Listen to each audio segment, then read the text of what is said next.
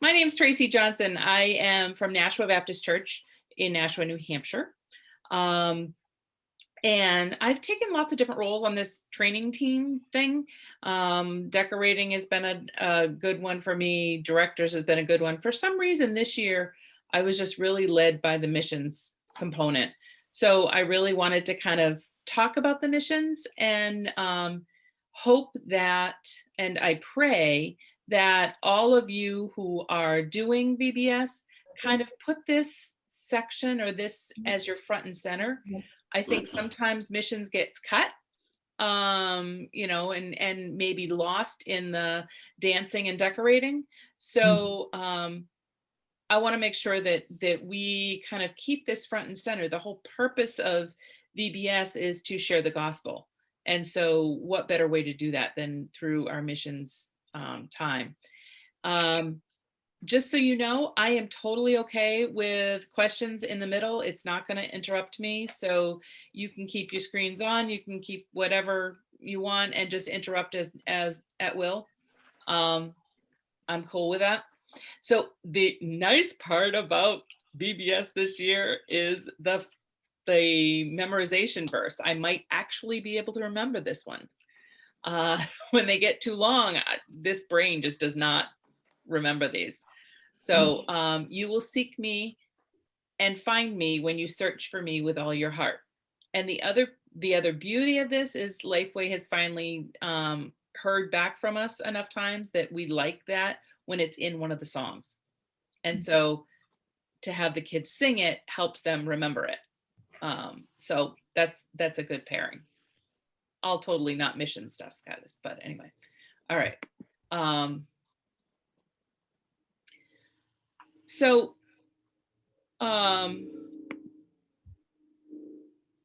the basic parts of our mission time, and I kind of mean the things we need to think about is, what is our church mission statement?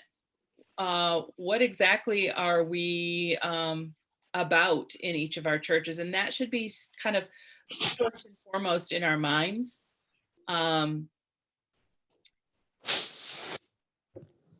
We need to think about having time to prepare. We need, and I think Melva kind of touched on this with a prayer. And there's some wonderful monthly prayer guides in the Lifeway curriculum for each curriculum, whether you're using Destination Dig or Concrete and Cranes, or any of them.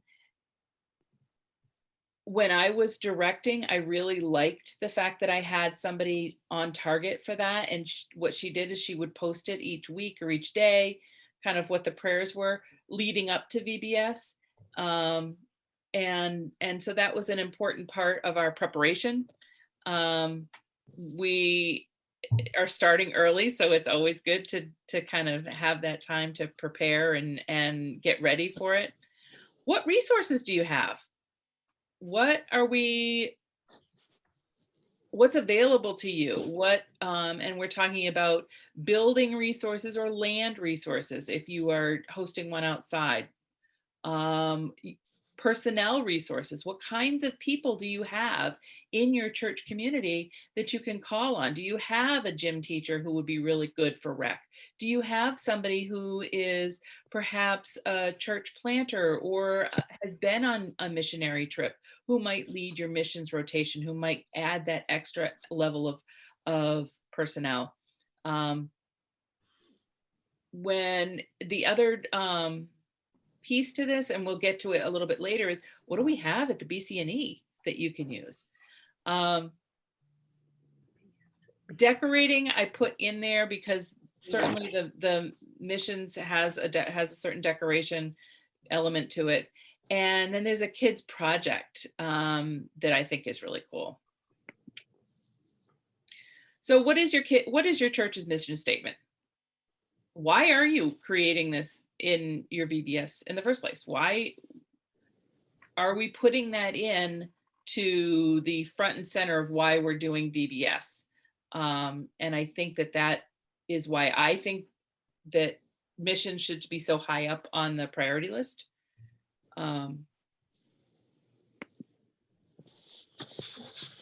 Does anybody, and let me know if anybody has any questions or comments. I currently cannot see the chat feature, so I'm going to depend on you to just call out your questions.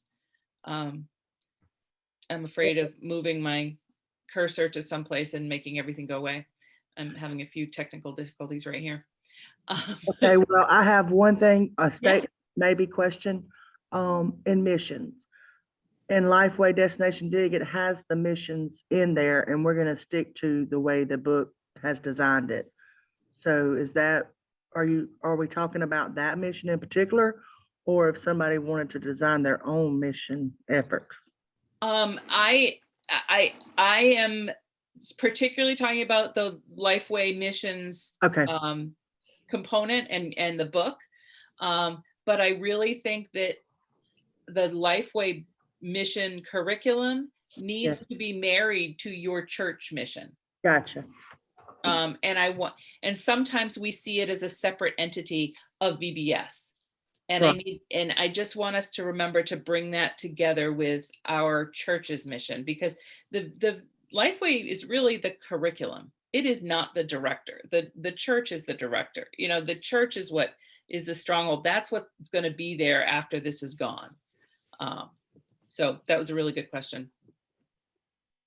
And so we talked about time to prepare, and I kind of sometimes forget that we have to personally prepare for this and not just get enough sleep during or prepare some ready to eat meals for the VBS days when you are exhausted and don't feel like cooking.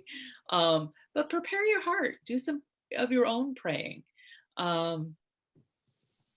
And the missions stories this year are really kind of cool, I think. So it would be good for you to read ahead, get, and read all of them so you get a whole broad perspective, and then go back and really hone in on one lesson at a time.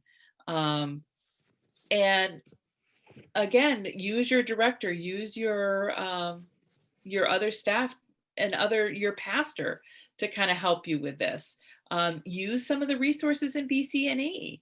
We've got missions experts. We've got local church planters and things that we can call on for assistance.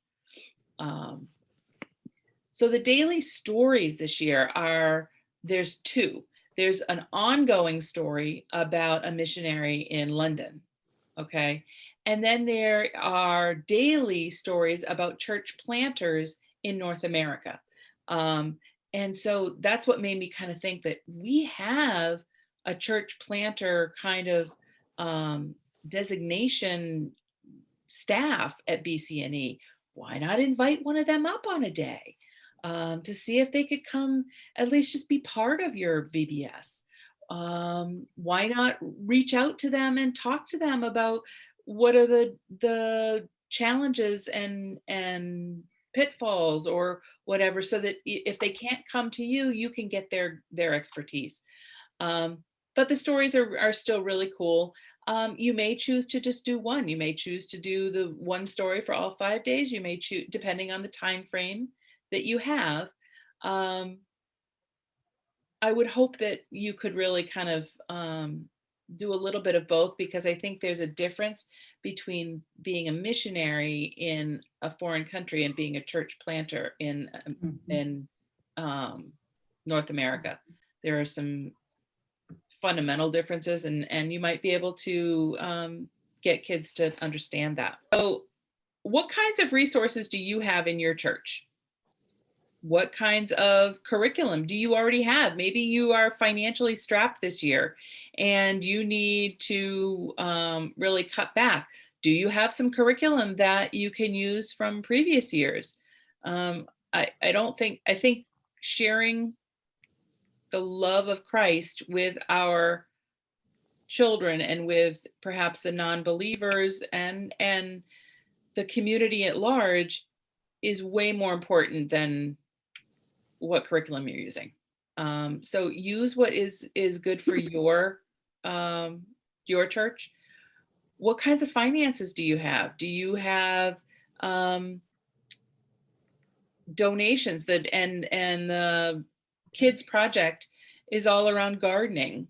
And so what do you have? Is there people that could donate what's in their basements, or is there, can you go to Home Depot and get a donation, or can you get, I know I've gone around to grocery stores and gotten $25 gift cards.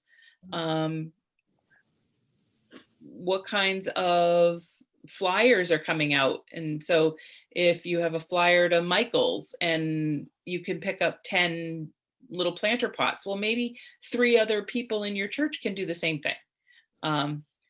Do you have a set of prayer warriors? This is an awesome opportunity in this COVID area for some of the people who are more shut in or can't get out. Let's make them the prayer warriors for these. Let's get them involved. They certainly can be praying for each of the kids in your group or whatever. And the church planters in your area, and reach out to your BCNE, to your International Missions Board or the North American Missions Board. Do they have any resources that they can send you? And you may have people in your church that are members of those particular groups. So then we have decorations, probably one of my most favorite parts ahead of time, but one of the least important, just because I'm a visual learner, so it always attracts me. The decoration for missions this year is really a open air cart, open air market.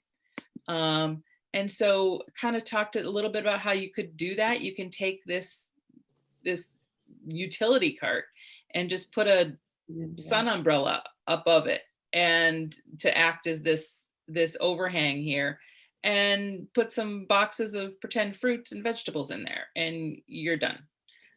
So it doesn't have to be a full-on vegetable cart that you would see in a market. You just have to find something that can get you from here to here. I did see one suggestion where they just simply put a covering over a TV and put the vegetables in front of the TV, and so that the kids were looking at that when they were watching their missions time, because that is all on the DVDs and downloadables and things like that. So keep it simple, especially in this COVID world. You don't want kids to be going and manhandling all the decorations and things. So by keeping it simple, you keep them interested.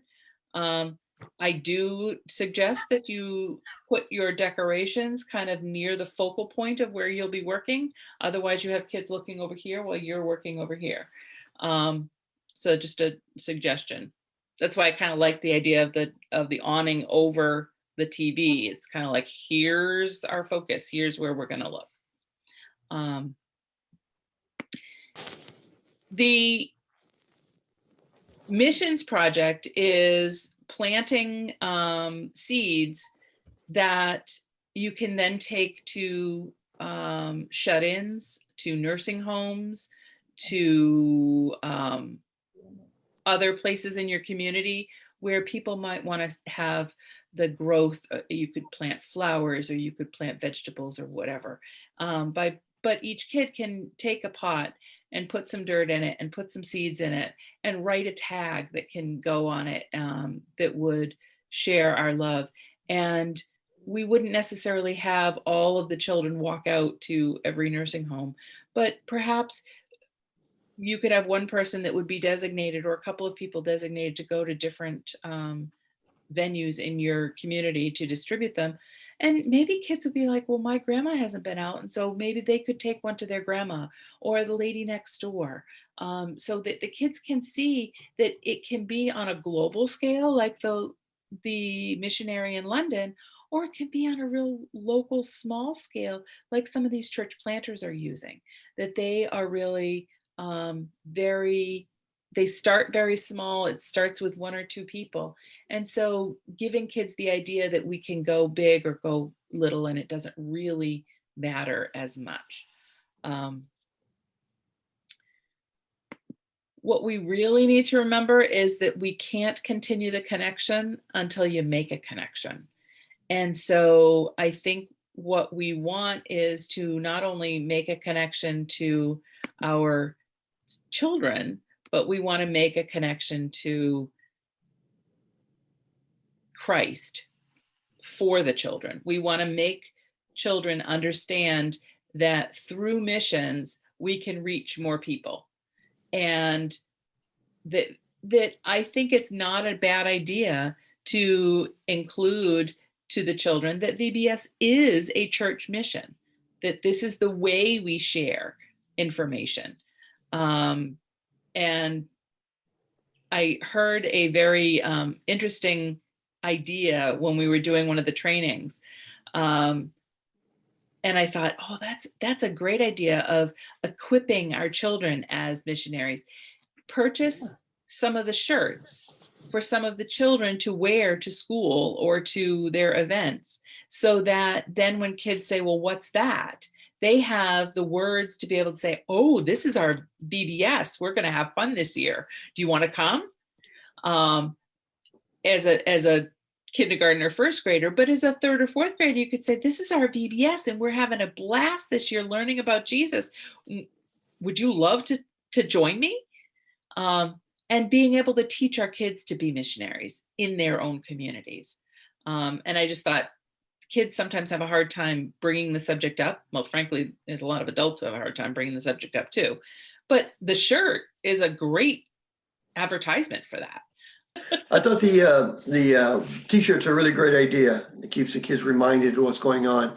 Also, perhaps I just thought of it now, is that the little cup of the little potting seed there, maybe at time of registration, to give these out to the kids so that they can start growing the seed at home, reminding them of when VBS is coming so they can bring it back in and show how much has grown.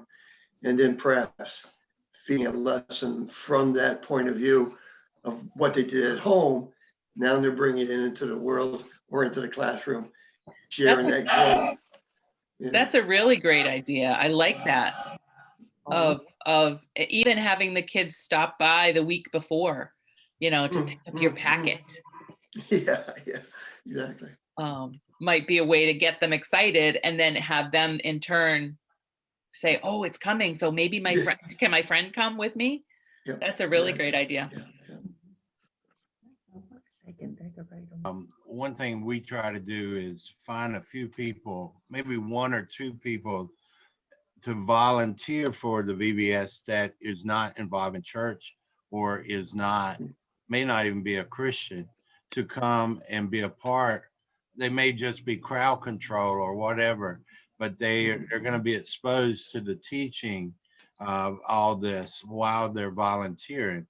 We don't only see the children as our mission, but the people that are involved in teaching the VBS as the mission also. So we try to pick at least one or two people that are friends of somebody in the church that may not be connected to the church or have a church family or a faith community where they're a part of, that they can come in and be exposed to all this, and then maybe they will also become a part of that. That's a great idea, to be able to reach the adults as well as the children. Yeah, I know in our church, we're very careful that it's only their church members that teach the classes, but there are so many jobs out there for VBS that you absolutely can do that. Having the seeds, like just the fact of loving on people and just bringing that to them and remembering the mission. Why we're like, what are we doing? Why are we doing this? And honest truth, guys, like, I'm not sure what we're doing for VBS this year, because this is like kind of new role to myself, and I'm just trying to figure out like what's the best ideas. And the neighborhood thing just is kind of a good idea, because we're in mass and we can't really, we're just starting to open up a little bit now with the vaccines and stuff, but I don't know what the summer's going to look like. So the smaller group settings may not be maybe a good idea for us, but remembering that the mission is still the same. We have to love on people and show them Jesus because they need Jesus. So I just thought that was really neat, a simple thing, but yet it makes such a difference to these, the people at the shut-ins and stuff. I think that's nice. Yeah. Thank you. we happen to be doing one, our VBS, we're gonna try to do outside under the easy ups, because it kind of goes with the archaeology dig kind of thing. And so we can handle, And pretty much all the churches in New England are young churches, meaning they're probably 40 years or younger. So maybe you can remember the church planner that started your church and celebrate that person that was a church planner for your church. And I mean, yes, you're going to talk about other people that started churches in other parts of the country, but who was the church planner that started the church, that the faith group that you're a part of right now? And how can you celebrate that person or learn something about them and when the church started? or even in, like, I know that part of our church, we still have some of those founding members. And so they may not be able to come in person, but certainly Zoom them in to one of your missions classes. And here's the church planner that started this church. Yeah. So that I think kids need to see that this isn't just a ethereal kind of thing, that it's real and it exists and it works. And look, these people started this, and now look at the size of the church. This works. That's a great idea.